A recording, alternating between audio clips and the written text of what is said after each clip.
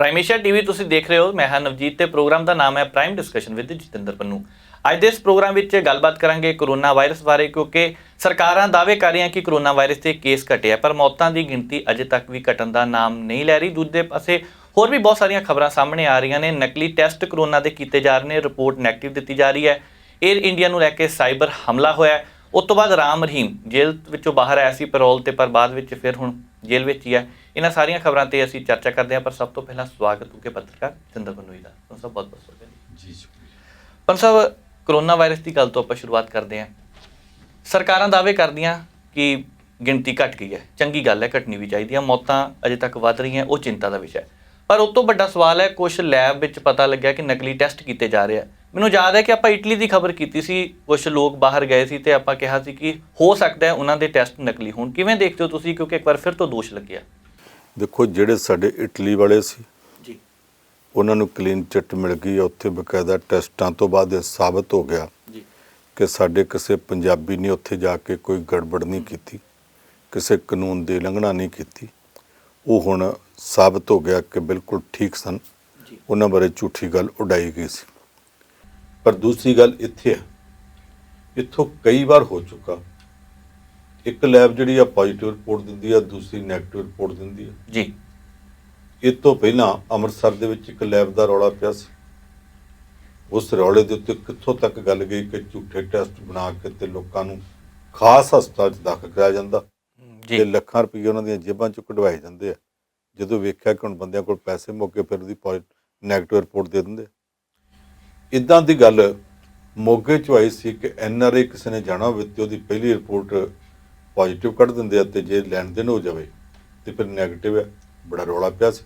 ਉਸ ਤੋਂ ਬਾਅਦ ਇਹਦੀ ਪੜਤਾਲ ਦੇ ਵਿੱਚੋਂ ਕੀ ਨਿਕਲਿਆ ਸਾਨੂੰ ਅੱਜ ਤੱਕ ਹੈਲਥ ਡਿਪਾਰਟਮੈਂਟ ਨੇ ਨਹੀਂ ਦੱਸਿਆ। ਹੋਰ 2-3 ਥਾਵਾਂ ਤੋਂ ਅੱਜ ਹੁਣ ਫਰੀਦਕੋਟ ਦੀ ਹੋਰ ਰਿਪੋਰਟ ਆ ਗਈ ਹੈ। ਜੇ ਇਹੋ ਜਿਹੀਆਂ ਰਿਪੋਰਟਾਂ ਮੁੜ ਕੇ ਆਉਣੀਆਂ, ਪਰ ਪੰਜਾਬ ਦੇ ਵਿੱਚੋਂ ਹੀ ਕਦੇ ਉਸ ਨੁੱਕਰ 'ਚੋਂ, ਕਦੇ ਉਸ ਨੁੱਕਰ 'ਚੋਂ, ਕਦੇ ਇਸ ਸ਼ਹਿਰ 'ਚੋਂ, ਕਦੇ ਉਸ ਕਸਬੇ 'ਚੋਂ ਆਉਣੀਆਂ ਜੀ, ਤੇ ਲੋਕਾਂ ਦਾ ਭਰੋਸਾ ਕਿੰਨਾ ਕੁ ਸਿਸਟਮ ਤੇ ਰਹਿ ਸਕਦਾ?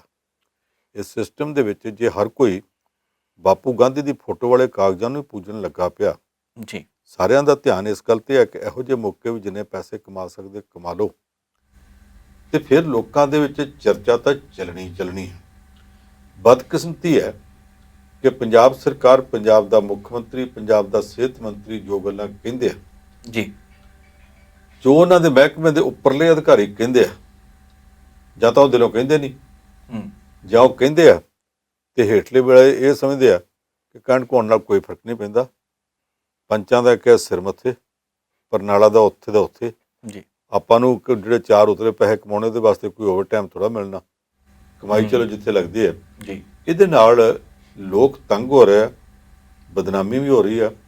ਕਿਤੇ ਕਿਤੇ ਕੋਈ ਡਾਕਟਰ, ਕੋਈ ਫਾਰਮਾਸਿਸਟ, ਕੋਈ ਨਰਸ ਫੜੇ ਵੀ ਜਾਂਦੇ ਆ, ਪਰ ਬੇਸ਼ਰਮੀ ਇੰਨੀ ਹੈ ਕਿ ਦੂਸਰਿਆਂ ਨੂੰ ਫੜੇ ਜਾਂਦਿਆਂ ਵੇਖ ਕੇ ਵੀ ਇਹ ਇਹਨਾਂ ਪੁੱਠੇ ਕੰਮਾਂ ਤੋਂ ਅਜੇ ਤੱਕ ਹਟਦੇ ਨਹੀਂ। ਜੀ, ਪਰ ਸਾਹਿਬ ਇੱਕ ਗੱਲ ਹੋਰ ਹੈ, ਮੈਂ ਇੱਕ ਗੱਲ ਹੋਰ ਕਰਨੀ ਚਾਹੁੰਦਾ। ਕੋਰੋਨਾ ਵਾਇਰਸ ਦੀ ਵੈਕਸੀਨ ਦੀ ਕਮੀ ਚੱਲ ਰਹੀ ਹੈ। ਸਟਾਕ ਕਈ ਮੁੱਖ ਮੰਤਰੀਆਂ ਦੇ ਸੂਬਿਆਂ ਨੇ ਕਹਿ ਦਿੱਤਾ ਕਿ ਖਤਮ ਹੋ ਚੱਲਿਆ। ਹੁਣ ਰੂਸ ਤੋਂ ਵੀ ਵੈਕਸੀਨ ਆਉਣੀ ਹੈ, ਸਪੂਤਨਿਕ ਵੀ। ਉਹਦਾ ਮੁੱਲ ਰੱਖਿਆ ਤਕਰੀਬਨ 900 ਦੇ ਕਰੀਬ ਹੈ। ਪਤਾ ਨਹੀਂ ਉਹ ਅੱਗੇ ਕਿੰਨੇ ਦੀ ਇਹਨਾਂ ਨੇ ਵੇਚ ਦੇਣੀ ਆ, 9000 ਤੱਕ ਵੀ ਪਹੁੰਚ ਜਾਣੀ ਆ 2 ਨੰਬਰ 'ਚ। ਪਰ ਹੁਣ ਸਵਾਲ ਇਹ ਹੈ ਕਿ ਇੱਕ ਪਾਸੇ 250 ਵੀ ਮੁੱਲ ਜ਼ਿਆਦਾ ਸੀਗਾ, ਇਹ 900 ਵੀ ਆ, ਤੇ ਕਿੱਦਾਂ ਫਿਰ ਇਹਨੂੰ ਐਡਜਸਟ ਕੀਤਾ ਜਾਵੇਗਾ? ਦੇਖੋ, ਇਹ ਨਹੀਂ ਪਤਾ ਅਸੀਂ ਇੱਥੇ ਗੱਲ ਕਰੀਏ, ਕੱਲ੍ਹ ਨੂੰ ਭਾਰਤ ਸਰਕਾਰ ਆਖੇ ਜੀ ਸਾਡੀ ਭੰਡੀ ਕਰਦੇ ਆ ਜੀ, ਤੁਸੀਂ ਗੱਲ ਹੀ ਕਿਉਂ ਕੀਤੀ? ਇਸ ਵੇਲੇ ਸਰਕਾਰ ਨੂੰ ਇਸ ਗੱਲ ਦੀ ਚਿੰਤਾ ਘੱਟ ਹੈ ਕਿ ਲੋਕਾਂ ਨੂੰ ਵੈਕਸੀਨ ਮਿਲੇ, ਇਸ ਗੱਲ ਦੀ ਚਿੰਤਾ ਘੱਟ ਹੈ ਕਿ ਇਲਾਜ ਪੂਰਾ ਮਿਲੇ। ਜੀ, ਇਸ ਗੱਲ ਦੀ ਚਿੰਤਾ ਵੱਧ ਹੈ ਕਿ ਸਾਡੇ ਪ੍ਰਧਾਨ ਮੰਤਰੀ ਦੀ ਤੇ ਸਾਡੇ ਦੇਸ਼ ਦੀ ਬਦਨਾਮੀ ਨਹੀਂ ਹੋਣੀ ਚਾਹੀਦੀ। ਬਦਨਾਮੀ ਕਿੱਦਾਂ ਨਾ ਹੋਵੇਗੀ? ਮੁੜ ਕੇ ਹੋਣ ਰਹੀ ਹੈ। ਹੁਣ ਤੱਕ ਇੱਥੇ ਪਹਿਲਾਂ ਕਹਿੰਦੇ ਸੀ ਸਾਡੇ ਕੋਲ 2 ਵੈਕਸੀਨ ਨੇ, ਜੀ, ਕੋਵਿਸ਼ੀਲਡ ਤੇ ਕੋਵੈਕਸਿਨ। ਇਸ ਗੱਲ ਨੂੰ ਤੇ ਹੁਣ 5-6 ਮਹੀਨੇ ਹੋ ਗਏ, ਦੋਵੇਂ ਲੱਗਦੀਆਂ ਪਈਆਂ ਨੇ। ਅੱਜ ਆ ਕੇ ਨਵੀਂ ਖਬਰ ਨਿਕਲ ਆਈ ਹੈ ਕਿ ਕੋਵਿਸ਼ੀਲਡ ਤਾਂ ਠੀਕ ਆ, ਜਿਨ੍ਹਾਂ ਨੇ ਕੋਵੈਕਸਿਨ ਲਵਾਈ ਆ ਉਹ ਵਿਦੇਸ਼ ਨਹੀਂ ਜਾ ਸਕਣਗੇ, ਕਿਉਂਕਿ ਜਿਹੜੇ ਸੰਸਾਰ ਦਾ ਸਿਹਤ ਮਹਿਕਮਾ, ਜੀ, ਵਰਲਡ ਹੈਲਥ ਆਰਗੇਨਾਈਜੇਸ਼ਨ, ਉਹਦੀ ਜਿਹੜੀ ਲਿਸਟ ਹੈ, ਉਸ ਲਿਸਟ ਵਿੱਚ ਕੋਵੈਕਸਿਨ ਦਾ ਨਾਂ ਹੀ ਨਹੀਂ ਹੈਗਾ। ਜੀ, ਤੇ ਜੇ ਉਹਦੇ 'ਚ ਨਾਂ ਹੈ ਨਹੀਂ, ਉਸ ਲਿਸਟਿੰਗ ਵਿੱਚ ਨਹੀਂ ਆਉਂਦੀ, ਤੇ ਏਅਰਲਾਈਨਾਂ ਵਾਲੇ ਕਹਿਣਗੇ ਕਿ ਇਹ ਵੈਕਸੀਨ ਤਾਂ ਲਿਸਟਿੰਗ ਵਿੱਚ ਹੀ ਨਹੀਂ, ਤੁਸੀਂ ਪਤਾ ਨਹੀਂ ਕਿਹੜੇ ਲਵਾ ਰਹੇ ਆ ਤੇ ਕਿੱਥੋਂ ਲਵਾ ਰਹੇ ਆ, ਕਿਹਨੇ ਤੁਹਾਨੂੰ ਸਲਾਹ ਦੇ ਦਿੱਤੀ, ਅਸੀਂ ਤਾਂ ਤੁਹਾਨੂੰ ਬਾਹਰ ਲੈ ਕੇ ਨਹੀਂ ਜਾਣਾ। ਫਿਰ ਉਹ 에ਅਰਪੋਰਟ ਤੇ ਜਾ ਕੇ ਕਿਹਦੀ ਮਾਂ ਨੂੰ ਮਾਸੀ ਕਹਿਣਗੇ? ਇਹਦੇ ਬਾਰੇ ਸਰਕਾਰ ਨੇ ਸੋਚਿਆ? ਹੁਣ ਕੱਲ ਨੂੰ ਕਹਿਣਗੇ ਇਹਦੀ ਵੀ ਗੱਲ ਕਿਉਂ ਕੀਤੀ ਹੈ? ਗੱਲਾਂ ਭਾਈ ਜਦੋਂ ਚਾਰਜ ਫਿਰ ਉੱਠ ਕੇ ਆਉਣਗੀਆਂ ਤੇ ਸਾਨੂੰ ਕਰਨੀਆਂ ਪੈਣੀਆਂ ਜੀ। ਜਦੋਂ ਪਹਿਲਾਂ ਨਹੀਂ ਸੀ ਮਿਲਦੀ ਉਦੋਂ ਕਹਿੰਦੇ ਸੀ ਕੋਵਾਸ਼ੀਲਡ, ਕੋਵੈਕਸਿਨ ਸਾਡੇ ਕੋਲ 2 ਆ ਗਈਆਂ ਨੇ। ਉਦੋਂ ਤੋਂ ਕਹਿੰਦੇ ਸੀ ਕਿ ਰੂਸ ਦੀ ਸਪੂਤਨਿਕ ਵੀ ਦੁਨੀਆ ਦੇ 10-12 ਦੇਸ਼ਾਂ 'ਚ ਚਲੀ ਗਈ ਹੈ। ਭਾਰਤ ਵਾਲੇ ਕਹਿੰਦੇ ਸੀ ਉਹ ਭਰੋਸੇ ਦੇ ਕਾਬਿਲ ਨਹੀਂ। ਅਸੀਂ ਵੀ ਕਹੀ ਗਏ ਭਰੋਸੇ ਦੇ ਕਾਬਿਲ ਨਹੀਂ। ਹੁਣ ਉਹੋ ਹੀ ਸਪੂਤਨਿਕ ਵੀ ਰੂਸ ਤੋਂ ਲੈ ਕੇ ਵਰਤਣ ਲੱਗੇ ਨੇ ਜੀ। ਤੇ ਜੇ ਇਹੋ ਕੁਝ ਕਰਨਾ ਸੀ ਤੇ ਤੁਹਾਡੇ ਕੋਲ ਬਥੇਰੇ ਸਿਰ ਨੇ ਇੱਥੇ ਦਿੱਲੀ 'ਚ ਜਿਹੜੇ ਇਹਨਾਂ ਚੀਜ਼ਾਂ ਨੂੰ ਵੇਖ ਸਕਦੇ ਆ ਕਿ ਕੰਮ ਦੀ ਹੈਗੀ ਕਿ ਨਹੀਂ ਹੈਗੀ। ਤੁਸੀਂ ਉਹਨੂੰ ਲਿਆ ਕੇ ਇੰਨਾ ਟੈਸਟ ਕਿਉਂ ਨਾ ਕੀਤਾ? ਇਹ ਤੁਹਾਡੇ ਕੋਲ ਜਦੋਂ ਦਸੰਬਰ ਵਿੱਚ ਮਿਲਦੀ ਪਈ ਸੀ, ਜਨਵਰੀ ਫਰਵਰੀ ਵਿੱਚ ਮਿਲਦੀ ਪਈ ਸੀ, ਆ 6 ਮਹੀਨੇ ਦਾ ਟਾਈਮ ਕਿਉਂ ਫੂਕ ਦਿੱਤਾ? ਇੰਨੇ ਸਮੇਂ 'ਚ ਲਿਆ ਕੇ ਇੱਥੇ ਵਰਤੀ ਹੁੰਦੀ, ਇਹਦੇ ਨਾਲ ਬਹੁਤ ਸਾਰੀਆਂ ਜਾਨਾਂ ਬਚਾਈਆਂ ਜਾ ਸਕਦੀਆਂ ਸੀ ਜੀ। ਹੁਣ ਉਹ ਕਹਿੰਦੇ ਅਸੀਂ ਲਿਆ ਕੇ ਲਾਉਣੀ ਆ। ਇਹਨਾਂ ਨੂੰ ਅਜੇ ਤੱਕ ਇਹ ਨਹੀਂ ਪਤਾ ਲੱਗਦਾ ਕਿ ਅਸੀਂ ਕਿਹੜੀ ਦਵਾਈ ਲਾਉਣੀ ਹੈ ਤੇ ਕਿਹੜੀ ਨਹੀਂ ਲਾਉਣੀ। ਕੁਝ ਸਮਝ ਹੀ ਨਹੀਂ ਲੱਗਦੀ ਪਈ। ਇਹ ਸਰਕਾਰ ਦਾ ਹਰ ਮਹਿਕਮਾ ਆਪੋ ਆਪਣੀਆਂ ਚਮਦੀਆਂ ਚਲਾ ਰਿਹਾ, ਆਪਸ ਵਿੱਚ ਕੋਈ ਤਾਲਮੇਲ ਹੀ ਨਹੀਂ ਜਾਪਦਾ ਪਿਆ। ਸਰਕਾਰ ਦੇ ਵਿੱਚੋਂ ਹੈਲਥ ਮਹਿਕਮੇ ਦੀ ਅਗਵਾਈ ਉਸ ਬੰਦੇ ਦੇ ਹੱਥ ਦਿੱਤੀ ਹੈ ਜਿਹੜਾ ਖੁਦ ਡਾਕਟਰ ਹੈ ਜੀ। ਉਹਨੂੰ ਡਾਕਟਰੀ ਦੇ ਐਥਿਕਸ ਦਾ ਵੀ ਪਤਾ, ਅਸੂਲਾਂ ਦਾ ਪਤਾ, ਉਹਨੂੰ ਸਰਕਾਰ ਦੇ ਕਾਨੂੰਨਾਂ ਦਾ ਵੀ ਪਤਾ। ਉਹਨੂੰ ਪਤਾ ਕਿਸੇ ਥਾਂ ਤੇ ਜਾਲਸਾਜ਼ੀ ਨਾਲ ਕੋਈ ਬੰਦਾ ਦਵਾਈ ਲਾਂਚ ਕਰਦਾ ਪਿਆ ਹੋਵੇ ਉਹ 'ਚ ਜਾਣਾ ਨਹੀਂ ਚਾਹੀਦਾ। ਪਰ ਡਾਕਟਰ ਹਰਸ਼ਵਰਧਨ, ਭਾਰਤ ਦਾ ਸਿਹਤ ਮੰਤਰੀ, ਪਤੰਜਲੀ ਪੀਠ ਵਿੱਚ ਜਾ ਕੇ ਤੇ ਉਸ ਬੜੇ ਗਾਲੜੀ ਬਾਬੇ ਦੇ ਨਾਲ ਖਲੋ ਕੇ ਜੀ ਉਹਦੀ ਇਹੋ ਜਿਹੀ ਦਵਾਈ ਰਿਲੀਜ਼ ਕਰ ਆਇਆ ਔਰ ਕਹਿਆ ਕਿ ਕਰੋਨਾ ਦੀ ਦਵਾਈ ਹੈ, ਜਿਹੜੀ ਦਵਾਈ ਅਸਲ 'ਚ ਕਰੋਨਾ ਦੀ ਹੈ ਹੀ ਨਹੀਂ ਜੀ। ਕਰੋਨਾ ਦੀ ਦਵਾਈ ਦੇ ਤੌਰ ਤੇ ਰਜਿਸਟਰਡ ਹੀ ਨਹੀਂ। ਉਹ ਬੰਦਾ ਇੱਕ ਪਾਸਿਓਂ ਕਹਿੰਦਾ ਯੋਗਾ ਕਰੋ, ਸਾਹ ਲਓ ਤੇ ਤੁਹਾਨੂੰ ਕਰੋਨਾ ਹੋਣਾ ਹੀ ਨਹੀਂ, ਕਰੋਨਾ ਦੀ ਦਵਾਈ ਕੋਈ ਬਣੀ ਨਹੀਂ। ਦੂਸਰੇ ਪਾਸਿਓਂ ਆਪੇ ਹੀ ਕਰੋਨਾ ਦੀ ਦਵਾਈ ਬਣਾ ਕੇ ਤੇ ਭਾਰਤ ਦੇ ਸਿਹਤ ਮੰਤਰੀ ਤੋਂ, ਜਿਹੜਾ ਸਿਹਤ ਮੰਤਰੀ ਖੁਦ ਡਾਕਟਰ ਹੈ, ਉਹਦੇ ਕੋਲੋਂ ਰਿਲੀਜ਼ ਕਰਾਈ ਜਾ ਰਿਹਾ। ਮੈਂ ਕਹਿੰਦਾ ਅਸਲੀ ਦਵਾਈ ਵੀ ਹੋਵੇ ਤੇ ਸਿਹਤ ਮੰਤਰੀ ਜਿਹੜਾ ਖੁਦ ਡਾਕਟਰ ਹੈ ਜੀ, ਉਹ ਉਸ ਦਵਾਈ ਨੂੰ ਰਿਲੀਜ਼ ਕਰਨ ਵਾਸਤੇ ਨਹੀਂ ਸੀ ਜਾਣਾ ਚਾਹੀਦਾ। ਹਿੰਦੁਸਤਾਨ ਦੇ ਡਾਕਟਰਾਂ ਦੀ ਐਸੋਸੀਏਸ਼ਨ, ਇੰਡੀਅਨ ਮੈਡੀਕਲ ਐਸੋਸੀਏਸ਼ਨ ਇਹਦਾ ਵਿਰੋਧ ਕਰਦੀ ਪਈ ਹੈ ਤੇ ਭਾਰਤ ਦਾ ਸਿਹਤ ਮੰਤਰੀ ਇਹ ਕੰਮ ਕਰ ਰਿਹਾ। ਜਿਹੜੇ ਦੇਸ਼ ਦੇ ਵਿੱਚ ਸਿਹਤ ਮੰਤਰੀ ਵੀ ਐਡਾ ਸਿਆਣਾ ਬੰਦਾ ਬਣਾਇਆ ਪਿਆ ਜੀ, ਉਸ ਦੇਸ਼ ਦੇ ਵਿੱਚ ਬਾਕੀ ਲੋਕਾਂ ਨੂੰ ਤੁਸੀਂ ਕਿਹੜਾ ਪਾਠ ਪੜ੍ਹਾ ਲਓਗੇ? ਉੱਤੋਂ ਗੱਲਾਂ ਜੋ ਮਰਜ਼ੀ ਕਰੀ ਜਾਣ। ਮੋਦੀ ਸਾਹਿਬ ਦਾ ਤੇ ਰੰਗ ਹੀ ਵੱਖਰਾ ਹੁੰਦਾ। ਉਹ ਤੇ ਹਰ ਮਾਮਲੇ ਦੇ ਵਿੱਚ ਪੇਸ਼ਕਾਰੀ ਹੈ, ਉਹਨਾਂ ਦੀ ਪ੍ਰੈਜੈਂਟੇਸ਼ਨ ਆ ਜੀ। ਕੰਮ ਦੀ ਕਮਾਲ ਨਹੀਂ, ਪ੍ਰੈਜੈਂਟੇਸ਼ਨ ਦੀ ਕਮਾਲ ਹੈ। ਆ ਪਿਛਲੇ ਮਹੀਨੇ 17 ਅਪ੍ਰੈਲ ਨੂੰ ਉਹਨੇ ਆਮ ਆਦਮੀ ਪਾਰਟੀ ਦੇ ਪਾਰਲੀਮੈਂਟ ਮੈਂਬਰ ਸੰਜੇ ਸਿੰਘ ਨੇ ਆਖਿਆ ਸੀ ਚਿੰਤਾ ਨਾ ਕਰੋ, ਲੋਕ ਮਰਦੇ ਪਏ, ਥੋੜ੍ਹੇ ਦਿਨ ਠਹਿਰ ਜਾਓ, ਕੈਮਰਾ ਲਾਈਟ ਸਿਸਟਮ ਮੋਦੀ ਸਾਹਿਬ ਆਉਣਗੇ, ਇਹਨਾਂ ਮਰਗਿਆਂ ਦੇ ਵਾਸਤੇ 2 ਮਿੰਟ ਅਥਰੂ ਵੀ ਵਗਾ ਕੇ ਵਿਖਾ ਦੇਣਗੇ, ਬੜੇ ਭਾਵਕ ਹੋਣਗੇ ਜੀ। ਇਹ ਗੱਲ ਉਹਨੇ 17 ਅਪ੍ਰੈਲ ਨੂੰ ਆਖੀ ਸੀ। 21 ਮਈ ਨੂੰ ਜਾ ਕੇ सच्ची मुच्ची मोदी साहब हमारे अपने बहुत से लोग चले गए, हमें उनका दुख है। मोदी साहब प्रेजेंटेशन करनी छड्ड के सचमुच जिहड़ा काम है ਉਹਦੀ ਅਗਵਾਈ ਕਰਨ, ਕੌਮ ਦੀ ਅਗਵਾਈ ਕਰਨ, ਲੋਕਾਂ ਨੂੰ ਮਰਨ ਤੋਂ ਬਚਾਉਣ ਵਾਸਤੇ ਅਗਵਾਈ ਕਰਨ ਤੇ ਜ਼ਿਆਦਾ ਠੀਕ ਹੋਵੇ। ਬਿਲਕੁਲ ਸਹੀ ਗੱਲ। ਔਰ ਸਾਹਿਬ ਰਾਮ ਰਹੀਮ ਪੈਰੋਲ ਤੇ ਬਾਹਰ ਆਇਆ ਸੀਗਾ, ਜਿੰਨੀ ਜਲਦੀ ਬਾਹਰ ਆਇਆ ਉਨੀ ਜਲਦੀ ਬਾਹਰ ਵਾਪਸ ਚਲ ਗਿਆ, ਇਹਦਾ ਕੀ ਕਾਰਨ ਹੈ? ਦੇਖੋ, ਮੈਂ ਸਮਝਦਾ ਕਿ ਰਾਮ ਰਹੀਮ ਦੇ ਮਾਮਲੇ 'ਚ ਹਰਿਆਣੇ ਦੀ ਸਰਕਾਰ ਸਾਜ਼ਿਸ਼ੀ ਢੰਗ ਨਾਲ ਚੱਲ ਰਹੀ ਹੈ। ਉਹਨੂੰ ਪਹਿਲਾਂ ਇੱਕ ਦਿਨ ਚੁੱਪ ਚਪੀਤੇ ਬਾਹਰ ਲੈ ਗਏ ਜੀ। ਗੁਰੂਗ੍ਰਾਮ ਦੇ ਵਿੱਚ ਜਾ ਕੇ, ਜਿਹੜਾ ਪੁਰਾਣਾ ਗੁੜਗਾਉਂ ਸ਼ਹਿਰ ਆ, ਹਸਪਤਾਲ ਦੀ ਬੇਸਮੈਂਟ 'ਚ ਪਾਰਕਿੰਗ 'ਚ ਵਾੜਤਾ ਤੇ ਬਾਕੀ ਪਾਰਕਿੰਗ 'ਚੋਂ ਸਭ ਗੱਡੀਆਂ ਬਾਹਰ ਕੱਢਤੀਆਂ। ਉੱਥੋਂ ਲਿਫਟ ਤੇ ਚਾੜ ਕੇ ਉੱਪਰ ਉਸ ਫਲੋਰ ਤੇ ਲੈ ਗਏ ਜਿੱਥੇ ਉਹਦੀ ਮਾਂ ਦਾਖਲ ਸੀ। ਕੱਲੀ ਮਾਂ ਵਾਸਤੇ ਸਾਰਾ ਫਲੋਰ ਖਾਲੀ ਕਰਾ ਦਿੱਤਾ। ਉਹ ਉੱਥੇ ਗਿਆ, ਮਿਲਿਆ ਤੇ ਮੁੜ ਆਇਆ। ਇਹ ਪਤਾ ਨਹੀਂ ਕਿਹੜੇ ਅਸੂਲਾਂ ਮੁਤਾਬਕ, ਕਿਹੜੇ ਕਾਨੂੰਨਾਂ ਮੁਤਾਬਕ ਕੀਤਾ ਗਿਆ ਸੀ ਜੀ। ਉਦੋਂ ਬਾਅਦ ਆ ਪਿਛਲੇ ਹਫ਼ਤੇ ਅਚਾਨਕ ਜੇਲ੍ਹ ਤੋਂ ਲਿਆਂਦਾ ਤੇ ਲਿਆ ਕੇ ਰੋਹਤਕ ਦੇ ਵਿੱਚ ਜਿਹੜੀ ਪੀਜੀਆਈ ਬਣੀ ਹੈ, ਚੰਡੀਗੜ੍ਹ ਪੀਜੀਆਈ ਵਰਗੀ, ਜੀ ਜੀ, ਉੱਥੇ ਲਿਆ ਕੇ ਕਹਿੰਦੇ ਜੀ ਇਹਨੂੰ ਤਾਂ ਬਿਮਾਰ ਬੜਾ, ਚੈੱਕ ਕਰੋ। ਡਾਕਟਰਾਂ ਨੇ ਵੇਖ ਵੂਖ ਕੇ ਆਖਿਆ ਜੀ ਘੋੜੇ ਵਰਗਾ, ਕੋਈ ਬਿਮਾਰੀ ਹੈ ਨਹੀਂ, ਇਹਨੂੰ ਵਾਪਸ ਲੈ ਜਾਓ ਹਸਪਤਾਲ, ਅਸੀਂ ਨਹੀਂ ਇੱਥੇ ਰੱਖ ਸਕਦੇ। ਇੱਥੇ ਹਸਪਤਾਲ ਦੇ ਅੱਗੇ ਆ ਕੇ ਭੀੜ ਇਕੱਠੀ ਹੋ ਜੂਗੀ, ਬਾਬਾ ਜੀ ਹੁੰਦੀ ਹੋਊ, ਉਹ ਬਾਬੇ ਦੇ ਹੱਕ 'ਚ ਜੈ ਜੈਕਾਰ ਕਰਨਗੇ, ਕੁਝ ਦੀ ਮੁਰਦਾਬਾਦ ਕਰਨਗੇ। ਉੱਥੋਂ ਫਿਰ ਜੇਲ੍ਹ ਜਾਣਾ ਪੈ ਗਿਆ। ਜਿੰਨਾ ਚਿਰ ਹਸਪਤਾਲ 'ਚ ਰਿਹਾ ਉਹ ਗੱਲ ਹੀ ਇੱਕੋ ਕਰੀ ਗਿਆ, ਮੇਰੀ ਘਰ ਵਾਲੇ ਨੂੰ ਤੇ ਮੁੰਡੇ ਨੂੰ ਮਿਲਾ ਦਿਓ। ਅੱਛਾ ਇੱਦਾਂ ਕਰੋ, ਹਨੀਪ੍ਰੀਤ ਨੂੰ ਸੱਦ ਦਿਓ। ਜੀ। ਹਸਪਤਾਲ ਦੇ ਵਿੱਚ ਇਲਾਜ ਕਰਨ ਗਿਆ ਸੀ ਕਿ ਫਿਲਮ ਦੀ ਸ਼ੂਟਿੰਗ ਕਰਨ ਗਿਆ ਸੀ, ਹਨੀਪ੍ਰੀਤ ਨੂੰ ਸੱਦ ਦਿਓ। ਹਨੀਪ੍ਰੀਤ ਨੂੰ ਸੱਦਣ ਵਾਸਤੇ ਗੱਲਾਂ ਕਿਉਂ ਕਰਦਾ ਰਿਹਾ। ਫਿਰ ਇਹਨੂੰ ਹਸਪਤਾਲ ਤੋਂ ਜੇਲ੍ਹ ਲੈ ਗਏ।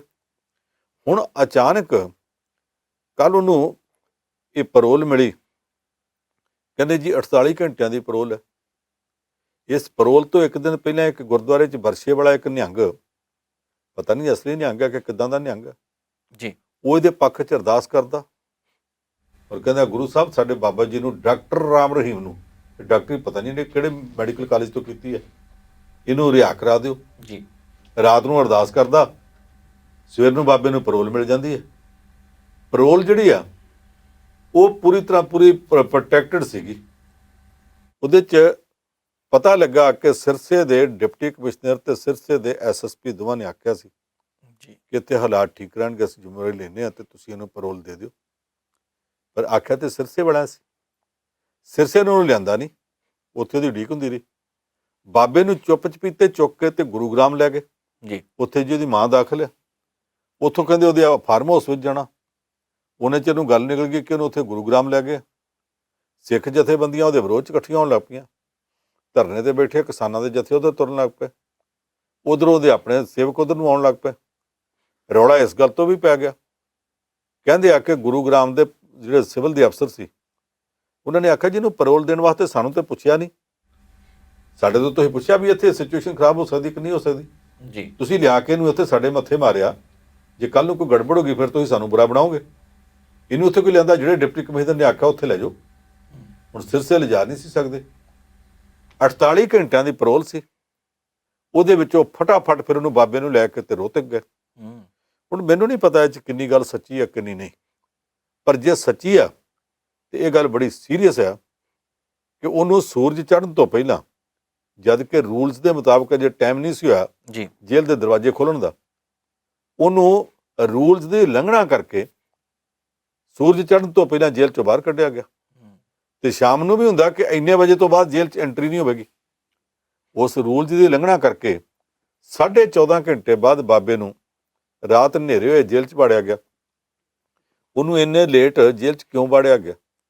ਜੇ ਰੂਲਸ ਦੀ ਉਲੰਘਣਾ ਹੋਈ ਆ ਤੇ ਜੇਲ੍ਹ ਸੁਪਰਡੈਂਟ ਤਾਂ ਨਹੀਂ ਕਰ ਸਕਦਾ ਜੀ, ਉਹਨੂੰ ਕਿਸੇ ਮੰਤਰੀ ਨੇ, ਕਿਸੇ ਉੱਪਰ ਵਾਲੇ ਨੇ ਆਖਿਆ ਉਹ ਕਰ ਲਾ, ਤੂੰ ਮੈਂ ਜ਼ਿੰਮੇਵਾਰ ਹਾਂ, ਜੀ, ਤੇ ਤਾਂ ਹੀ ਕੀਤਾ ਗਿਆ। ਉਹ ਸਰਕਾਰ ਕਿਹਨਾਂ ਦੀ ਹੈ? ਭਾਜਪਾ ਦੀ। ਇਹਨੂੰ 25 ਅਗਸਤ 2017 ਨੂੰ ਬਲਾਤਕਾਰ ਦੇ 2 ਕੇਸਾਂ 'ਚ ਸਜ਼ਾ ਹੋਈ ਸੀ, 2 ਸਾਧਵੀਆਂ ਦੇ ਵਿੱਚ ਦੋਸ਼ੀ ਠਹਿਰਾਇਆ ਗਿਆ ਸੀ। ਉਹ ਤੋਂ 3-4 ਦਿਨ ਬਾਅਦ ਇਹਨੂੰ ਮੁੜ ਕੇ ਸਜ਼ਾ ਹੁੰਦੀ। ਜੀ, ਬਿਲਕੁਲ। ਉਦੋਂ ਦੋਸ਼ੀ ਠਹਿਰਾਇਆ ਗਿਆ ਸੀ। ਉਸ 25 ਤੋਂ 10 ਦਿਨ ਪਹਿਲਾਂ 15 ਅਗਸਤ ਵਾਲੇ ਦਿਨ ਇਹਨੇ ਆਪਣਾ ਝੂਠਾ ਜਨਮ ਦਿਨ ਮਨਾਇਆ ਸੀ। ਅਸਲੀ ਜਨਮ ਦਿਨ ਹੋ ਰਿਹਾ, ਝੂਠਾ ਜਨਮ ਦਿਨ ਮਨਾਇਆ। ਤੇ ਹਰਿਆਣੇ ਦੀ ਸਰਕਾਰ ਦਾ ਇੱਕ ਪਾਵਰਫੁਲ ਮੰਤਰੀ ਉਹ ਗਿਆ ਤੇ ਉਹਨੇ ਜਾ ਕੇ 51 ਲੱਖ ਦਾ ਚੈੱਕ ਇਹਦੇ ਪੈਰਾਂ 'ਚ ਰੱਖ ਕੇ ਤੇ ਉੱਥੇ ਸਿਰ ਨਾਲ ਮੱਥਾ ਟੇਕ ਕੇ ਤੇ ਆਖਿਆ ਬਾਬਾ ਜੀ ਪ੍ਰਵਾਨ ਕਰੋ, ਬਰਥਡੇ ਦਾ ਸਾਡਾ ਜੀ ਸ਼ਗਨ। ਤੇ ਜਦੋਂ ਬਾਬੇ ਨੂੰ ਬਲਾਤਕਾਰ ਦੇ ਕੇਸ ਸਜ਼ਾ ਹੋ ਗਈ ਫਿਰ ਉਹ ਚੈੱਕ ਵੀ ਵਾਪਸ ਲੈਣਾ ਪਿਆ। ਤੇ ਜਿਹੜਾ ਮੰਤਰੀ ਉੱਥੇ ਬਾਬੇ ਦੇ ਚਰਨਾਂ ਤੇ ਸਿਰ ਰੱਖਣ ਗਿਆ ਸੀ ਤੇ ਸਿਰ ਦੇ ਨਾਲ 51 ਲੱਖ ਦਾ ਚੈੱਕ ਰੱਖਣ ਗਿਆ ਸੀ। ਜੀ, ਹੁਣ ਜਦੋਂ ਜੇਲ੍ਹਾਂ ਦਾ ਕੰਟਰੋਲ ਉਹਦੇ ਕੋਲ ਹੈ, ਉਹਦੀ ਮਰਜ਼ੀ ਨਾਲ ਪੈਰੋਲ ਮਿਲਣੀ ਹੈ ਤੇ ਉਹਦੀ ਮਰਜ਼ੀ ਨਾਲ ਰੱਦ ਹੋਣੀ ਹੈ। ਜੀ, ਉਹਦੀ ਮਰਜ਼ੀ ਨਾਲ ਸੂਰਜ ਚੜ੍ਹਨ ਤੋਂ ਪਹਿਲਾਂ ਜੇਲ੍ਹ ਦੇ ਗੇਟ ਖੁੱਲ੍ਹਣੇ ਆ ਤੇ ਉਹਦੀ ਮਰਜ਼ੀ ਨਾਲ ਰਾਤ ਨੂੰ ਗੇਟ ਖੋਲ੍ਹ ਕੇ ਇਹਨੂੰ ਅੰਦਰ ਵਾੜਿਆ ਜਾਣਾ। ਤੇ ਲੋਕਾਂ ਨੂੰ ਸਮਝ ਨਹੀਂ ਹੁੰਦੀ ਕਿ ਵੀ ਕੀ ਹੋਇਆ ਪਿਆ। ਅਸਲ ਵਿੱਚ ਪੈਰੋਲ ਤੇ ਇੱਕ ਵਾਰੀ ਮਾਂ ਦੇ ਬਹਾਨੇ ਬਾਹਰ ਕੱਢਿਆ ਤੇ ਗੁਰੂਗ੍ਰਾਮ ਲੈ ਗਏ, ਦੂਜੀ ਵਾਰੀ ਆਪਣੀ ਬਿਮਾਰੀ ਦੇ ਬਹਾਨੇ ਬਾਹਰ ਕੱਢਿਆ ਤੇ ਲੈ ਗਏ, ਹੁਣ ਤੀਜੀ ਵਾਰੀ ਫਿਰ ਗੁਰੂਗ੍ਰਾਮ ਲਿਜਾ ਕੇ ਇਹਦੇ ਬਹਾਨੇ ਨਾਲ ਲੋਕਾਂ ਦੇ ਸਾਹਮਣੇ, ਕਾਨੂੰਨ ਦੇ ਸਾਹਮਣੇ, ਅਦਾਲਤਾਂ ਦੇ ਸਾਹਮਣੇ ਇੱਕ ਬੜਾ ਖਾਸ ਕਿਸਮ ਦਾ ਡਰਾਮਾ ਰਚਿਆ ਜਾ ਰਿਹਾ ਕਿ ਦੇਖੋ ਜੀ ਜਿੰਨੀ ਵਾਰੀ ਉਹਨੂੰ ਪੈਰੋਲ ਮਿਲਦੀ ਹੈ, ਜੇ 48 ਘੰਟਿਆਂ ਦੀ ਹੋਵੇ ਤੇ ਬਾਬਾ 14 ਘੰਟਿਆਂ 'ਚ ਵਾਪਸ ਆ ਗਿਆ, ਜੀ, ਜੇ 12 ਘੰਟਿਆਂ ਦੀ ਹੋਵੇ ਬਾਬਾ 6 ਘੰਟਿਆਂ 'ਚ ਵਾਪਸ ਆ ਗਿਆ, ਤਾਂ ਕਿ 3-4 ਵਾਰ ਇਦਾਂ ਦੀ ਪੈਰੋਲ ਦਬਾ ਕੇ ਅਦਾਲਤਾਂ ਸਾਹਮਣੇ ਇਹ ਸਾਬਤ ਕੀਤਾ ਜਾਵੇ ਕਿ ਬਾਬਾ ਕਾਨੂੰਨ ਦਾ ਬਹੁਤ ਪਾਬੰਦ ਆ, ਜੀ, ਇਸ ਕਰਕੇ ਉਹਨੂੰ ਪੱਕੀ ਛੁੱਟੀ ਦਿੱਤੀ ਜਾਵੇ। ਉਹਦੀ ਛੁੱਟੀ ਦਾ ਪ੍ਰਬੰਧ ਕੀਤਾ ਜਾ ਰਿਹਾ ਔਰ ਇਹਦੇ 'ਚ ਭਾਜਪਾ ਸਰਕਾਰ ਹਰਿਆਣੇ ਦੀ ਕਿਸੇ ਨਾ ਕਿਸੇ ਰੂਪ 'ਚ ਸ਼ਾਮਲ ਹੈ। ਪਰ ਸਾਹਿਬ ਚੋਣਾਂ ਜਿੱਦਾਂ ਨਜ਼ਦੀਕ ਆ ਰਹੀਆਂ ਉਹਦੇ ਕਰਕੇ ਵੀ ਇਹ ਲੱਗਦਾ ਪਿਆ ਕਿ ਸਾਰਾ ਕੁਝ ਹੋਇਆ ਹੋ ਸਕਦਾ ਹੈ। ਦੂਸਰੇ ਪਾਸੇ ਆਸਾਰਾਮ ਵੀ ਤਾਂ ਹੈਗਾ ਹੀ ਆ, ਉਹ ਵੀ ਜ਼ਮਾਨਤ ਨੂੰ ਫਿਰਦਾ ਪਿਆ ਅਜੇ ਤੱਕ। ਉਹਦੇ ਵੀ ਇਹ ਮਤਲਬ ਸਾਰੇ ਡੇਰੇ ਵਾਲੇ ਜਿਹੜੇ ਫੜੇ ਆ ਹੁਣ ਆ ਰਹੇ ਜਿਹੜਾ ਆ। ਆਸਾਰਾਮ ਹੈ ਜੀ, ਪਹਿਲਾਂ ਤੇ ਉਹ ਆਸੂਮਾਲ ਹੁੰਦਾ ਸੀ, ਜੀ, ਸਾਈਕਲਾਂ ਦੇ ਪੰਕਚਰ ਉਹ ਲਾਉਂਦਾ ਰਿਹਾ, ਜਲ ਜੀਰਾ ਰਸ ਜੀਰਾ ਉਹ ਵੇਚਦਾ ਰਿਹਾ, ਟਾਂਗਾ ਉਹ ਪਾਉਂਦਾ ਰਿਹਾ। ਜੀ, ਮੁੜ ਕੇ ਇੱਕ ਡੇਰਾ ਬਣਾ ਕੇ ਆਸਾਰਾਮ ਬਣ ਗਿਆ ਆਸੂਮਾਲ, ਫਿਰ ਬਾਬਾ ਆਸਾਰਾਮ, ਫਿਰ ਵੱਡੇ ਵੱਡਿਆਂ ਦਾ ਬਾਪੂ ਬਣ ਗਿਆ। ਬਾਪੂ ਆਸਾਰਾਮ, ਪਤਾ ਨਹੀਂ ਕਿੰਨਿਆਂ ਥਾਵਾਂ ਤੇ ਸਰਕਾਰੀ ਥਾਵਾਂ ਮੱਲ ਕੇ ਤੇ ਉਹਨੇ ਕਬਜ਼ੇ ਕੀਤੇ ਸੀ। ਜੀ ਇੱਕ ਰਾਣੀ ਦੀ ਪੂਰੀ ਜ਼ਗੀਰ ਦੇ ਉੱਤੇ ਕਬਜ਼ਾ ਕੀਤਾ ਸੀ, ਧੱਕੇ ਨਾਲ ਕੀਤਾ ਸੀ। ਉਹਨੂੰ ਭੀੜ ਦੇ ਵਿੱਚ ਲੈ ਕੇ ਤੇ ਆਪਣੇ ਇੱਕ ਬੰਦੇ ਤੋਂ ਐਲਾਨ ਕਰਤਾ ਜੀ ਰਾਣੀ ਜੀ ਆਹ ਕਹਿੰਦੇ ਆ। ਉਹ ਸਾਰੇ ਭਾਜਪਾ ਦੇ ਲੀਡਰਾਂ ਨਾਲ ਤੇ ਕਾਂਗਰਸ ਦੇ ਲੀਡਰਾਂ ਨਾਲ ਇੱਕ ਮਿਕ ਸੀ। ਕਾਂਗਰਸ ਦੇ ਲੀਡਰ ਵੀ ਇਸ ਮਾਮਲੇ 'ਚ ਉਨੇ ਹੀ ਬੇਈਮਾਨ ਸਨ ਜਿੰਨੇ ਭਾਜਪਾ ਵਾਲੇ ਸਨ। ਜੀ ਜਦੋਂ ਨਰਿੰਦਰ ਮੋਦੀ ਮੁੱਖ ਮੰਤਰੀ ਆਇਆ ਤੇ ਉਹਨੇ ਸਮਝਿਆ ਕਿ ਮੇਰੇ ਅੱਗੇ ਪਿੱਛੇ ਤਾਂ ਵਾਜਪਾਈ ਤੇ ਅਡਵਾਨੀ ਘੁੰਮਦੇ ਸੀ ਤੇ ਕੱਲ ਦਾ ਬੱਚਾ, ਉਹ ਇਹਨੂੰ ਕੱਲ ਦਾ ਬੱਚਾ ਸਮਝ ਬੈਠਾ।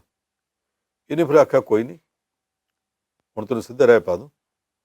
ਪਹਿਲਾਂ ਉਹਦੇ ਤੇ ਉਹਦੇ ਪੁੱਤਰ ਤੇ ਕੇਸ ਦਰਜ ਕੀਤਾ ਕਿ ਰਿੱਧੀਆਂ ਸਿੱਧੀਆਂ ਤੇ ਰਾਹੂ ਕੇਤੂ ਦੇ ਚੱਕਰ ਵਿੱਚ ਇਹਨਾਂ ਨੇ ਮੁੰਡੇ ਦੋ ਮਾਰਤੇ ਆ। ਜੀ ਫਿਰ ਬਲਡੋਜ਼ਰ ਫੇਰਿਆ ਦੇ ਆਸ਼ਰਮ ਦੇ ਉੱਤੇ। ਬਿਲਕੁਲ। ਫਿਰ ਜਿਹੜਾ ਦਿੱਲੀ 'ਚ ਕੇਸ ਬਣ ਗਿਆ, ਉਹ ਕੇਸ ਰਾਜਸਥਾਨ ਦਾ ਸੀ, ਦਿੱਲੀ 'ਚ 0 FIR ਲਿਖ ਕੇ ਇੱਥੇ ਆਈ, ਇਹਨੂੰ ਜੇਲ੍ਹ ਸੁੱਟਤਾ ਗਿਆ।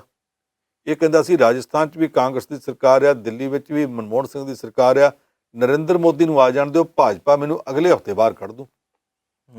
ਤੇ ਨਰਿੰਦਰ ਮੋਦੀ ਦੀ ਸਰਕਾਰ ਆਈ ਨੂੰ ਹੁਣ ਤਾਂ ਮਾਫ ਕਰਨਾ 7 ਸਾਲ ਹੋ ਗਏ ਜੀ। ਉਹਨੇ ਬਾਹਰ ਨਹੀਂ ਨਿਕਲ ਦਿੱਤਾ ਕਿਉਂਕਿ ਉਹ ਇਹ ਤੇ ਕੌੜ ਖਾਂਦਾ। ਇਹਨੇ ਜੋ ਕੁਝ ਉਦੋਂ ਆਖਿਆ ਸੀ, ਜਿੱਦਾਂ ਨੇ ਨਰਿੰਦਰ ਮੋਦੀ ਨੂੰ ਖਿਡਾਉਣਾ ਸਮਝਣ ਦਾ ਯਤਨ ਕੀਤਾ ਸੀ, ਉਹਦਾ ਕਰਕੇ ਉਹਨੂੰ ਨਰਿੰਦਰ ਮੋਦੀ ਬਾਹਰ ਨਹੀਂ ਨਿਕਲ ਦਿੰਦਾ। ਔਰ ਉਹ ਬਾਬਾ ਆਸਾਰਾਮ ਇੰਨਾ ਬੇਸ਼ਰਮ ਹੈ ਕਿ ਉੱਥੇ ਬੈਠਾ ਕੇ ਕਹਿੰਦਾ ਮੈਂ ਬਿਮਾਰ ਹਾਂ, ਕਹਿੰਦੇ ਡਾਕਟਰ ਸੱਦ ਕੇ ਇਲਾਜ ਕਰਨ। ਨਹੀਂ ਮੈਂ ਆਯੁਰਵੈਦਿਕ ਦਾ ਕਰਾਉਣਾ, ਕਹਿੰਦੇ ਆਯੁਰਵੈਦਿਕ ਨਹੀਂ, ਆਯੁਰਵੈਦਿਕ ਦੀ ਫਲਾਨੀ ਕੁੜੀ ਆ ਨਾ ਡਾਕਟਰ ਜੀ, ਮੈਨੂੰ ਉਹ ਸੱਦ ਕੇ ਦਿਓ। ਐਸ ਉਮਰੇ ਕਬਰ 'ਚ ਲੱਤਾਂ, ਇਹ ਪਤਾ ਨਹੀਂ ਉਹ ਬੁੱਢੇ ਨੂੰ ਇਹਨੂੰ ਕੀ ਹੋਇਆ ਪਿਆ। ਇੱਕ ਉਹ ਉਰਦੂ ਦਾ ਸ਼ੇਰ ਆ, ਉਮਰੇ ਪੀਰੀ ਸ਼ਬਾਬ ਕੀ ਬਾतें। ਉਮਰੇ ਪੀਰੀ ਦਾ ਮਤਲਬ ਕਿ ਬਜ਼ੁਰਗੀ ਦੀ ਉਮਰ ਹੈ ਜੀ, ਸ਼ਬਾਬ ਦੀਆਂ ਗੱਲਾਂ ਕਰਦਾ। ਐਸੇ ਹੋ ਜੈਸੇ ਖਾਬ ਕੀ ਬਾतें, ਐਸ ਉਮਰ 'ਚ ਜਾ ਕੇ ਸੁਪਨਿਆਂ ਦੀਆਂ ਗੱਲਾਂ ਕਰਦਾ ਪਿਆ। ਇਹ ਜਿਹੜੇ ਇਸ ਤਰ੍ਹਾਂ ਦੇ ਚਸਕਿਆਂ ਵਾਲੇ ਸਾਧ ਹੈ ਜੀ, ਇਹ ਵੀ ਇੱਕ ਉਹ ਨਿਗਮਾਨੰਦ, ਪਤਾ ਨਹੀਂ ਕਿਹੜੇ ਕਿਹੜੇ ਨੇ, ਇਹ 4-5 ਜਿਹੜੇ ਨਿਤਿਆਨੰਦ ਨਿਤਿਆਨੰਦ ਨਿਗਮਾਨੰਦ ਤੇ ਬਹੁਤ ਵਧੀਆ ਸੀਗਾ, ਉਹ ਤਾਂ ਵਾਤਾਵਰਨ ਵਾਸਤੇ ਜਾਨ ਦੇ ਗਿਆ। ਇੱਕ ਇਹ ਨਿਤਿਆਨੰਦ, ਇੱਕ ਇਹ ਇੱਦਾਂ ਦੇ 5-6 ਸਾਧ ਇਹ ਜੇਲ੍ਹਾਂ 'ਚ ਬੈਠੇ ਨੇ। ਇਹਨਾਂ ਸਾਰਿਆਂ ਦੇ ਉੱਤੇ ਇੱਦਾਂ ਦੇ ਦੋਸ਼ ਲੱਗਦੇ ਪਏ ਆ ਜੀ, ਤੇ ਜੇ ਲੱਗਦੇ ਪਏ ਤੇ ਇਹਨਾਂ ਸਾਰਿਆਂ 'ਤੇ ਸਖਤੀ ਹੋਣੀ ਚਾਹੀਦੀ ਆ। ਅੱਜ ਜੋ ਹਰਿਆਣਾ ਸਰਕਾਰ ਕਰਦੀ ਪਈ ਆ, ਇਹ ਪੰਜਾਬ ਦੀਆਂ ਚੋਣਾਂ ਤੋਂ ਪਹਿਲਾਂ ਕਰਕੇ ਮੈਨੂੰ ਡਰ ਆ ਕਿ ਅੱਗੇ ਜਿੰਨੀ ਵਾਰ ਪੰਜਾਬ 'ਚ ਚੋਣਾਂ ਹੋਣ, ਚੋਣਾਂ ਵਾਲੇ ਸਾਲ ਦੇ ਵਿੱਚ ਇਸ ਤਰ੍ਹਾਂ ਦੀਆਂ ਚਲਾਕੀਆਂ ਕੀਤੀਆਂ ਜਾਂਦੀਆਂ ਜੀ, ਜਿਹਦਾ ਚੋਣਾਂ 'ਤੇ ਅਸਰ ਪੈਂਦਾ ਹੁੰਦਾ। ਇਸ ਵਾਰੀ ਫਿਰ ਕੋਈ ਅੰਦਰ ਖਾਤੇ ਚਲਾਕੀ ਕੀਤੀ ਜਾ ਰਹੀ ਹੈ। ਇਹ ਸਾਧ ਨੂੰ ਸ਼ਤਰੰਜ ਦੇ ਮੋਹਰੇ ਦੇ ਤੌਰ ਤੇ ਵਰਤਿਆ ਜਾ ਰਿਹਾ ਜੀ। ਲੋਕਾਂ ਨੂੰ ਸੁਚੇਤ ਰਹਿਣਾ ਚਾਹੀਦਾ। ਬਿਲਕੁਲ ਸੁਚੇਤ ਰਹਿਣਾ ਚਾਹੀਦਾ।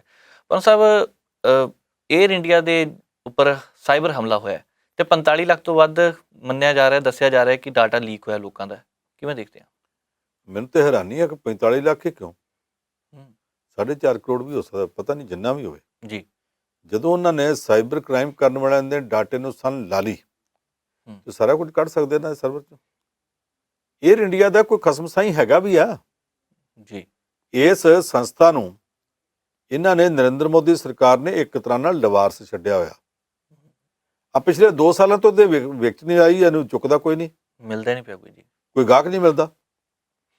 ਬੀਬੀ ਨਿਰਮਲਾ ਸੀਤਾਰਮਨ ਜਿਹੜੀ ਖਜ਼ਾਨਾ ਮੰਤਰੀ ਆ, ਉਹ ਤੇ ਮੁੜ ਮੁੜ ਕੇ ਇਹ ਕਹਿੰਦੀ ਰਹੀ ਹੈ ਇਹਨੂੰ ਵੇਚ ਕੇ ਸਾਨੂੰ 100 ਕਰੋੜ ਮਿਲ ਜਾਣਾ, ਮਿਲਦੇ ਕਿਤੇ 70 ਕਰੋੜ ਵੀ ਨਹੀਂ ਜੀ।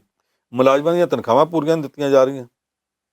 ਇੰਟਰਨੈਸ਼ਨਲ ਲੈਵਲ ਦੀ ਇੱਕ ਕਾਰਪੋਰੇਸ਼ਨ ਹੈ ਕੇਰਨ, ਉਹ ਭਾਰਤ ਵਿੱਚ ਵੀ ਸਰਕਾਰ ਨੂੰ ਤੇ ਸਰਕਾਰ ਦੇ ਅਧਿਕਾਰੀਆਂ ਨੂੰ ਥੋੜ੍ਹਾ ਬਹੁਤ ਇੱਧਰ ਉੱਧਰ ਕਰਕੇ ਤੇ ਕਈ ਕਿਸਮ ਦੇ ਕਾਰੋਬਾਰ ਕਰੀ ਜਾਂਦੀ ਹੈ ਜੀ।